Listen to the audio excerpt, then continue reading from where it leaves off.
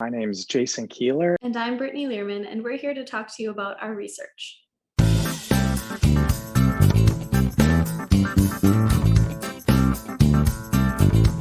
So in this study, we were interested in looking at some of the underlying sort of neurochemical mechanisms of social connectedness and singing together with other people. And people who make music often report feeling increased feelings of trust and rapport with the people that they are making music with.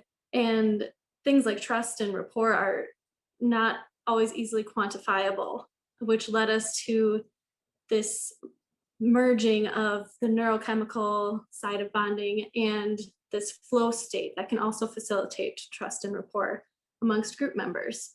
So what we did was we had 4 vocal jazz students come to our studio, and we asked them basically to sing some jazz for us. And we had them sing in 2 different conditions. The first condition was what we called the pre-composed condition. So they were singing music for us that was written, and there was no improvisation to that. Now in the second condition, we had them sing some improvisations together. They were doing things like trading fours, so kind of singing back and forth and communicating musically.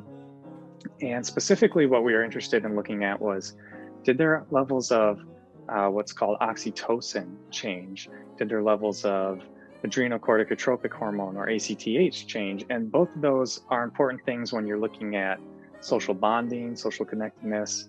And then for ACTH, that would be more along the lines of like stress or levels of arousal.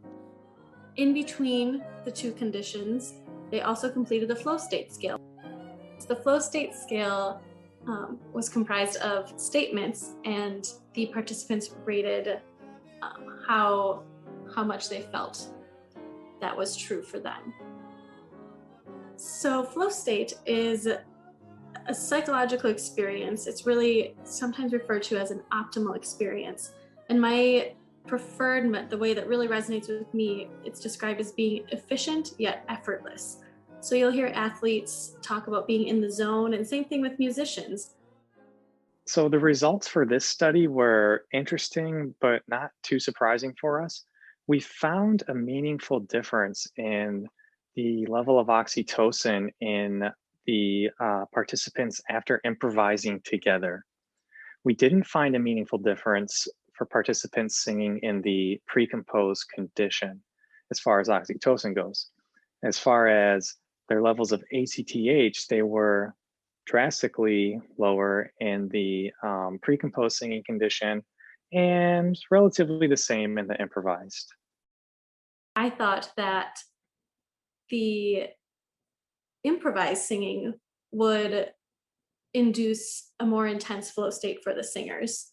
But after looking at the surveys, we actually found that the standard performance with no improvisation induced a slightly more intense flow state.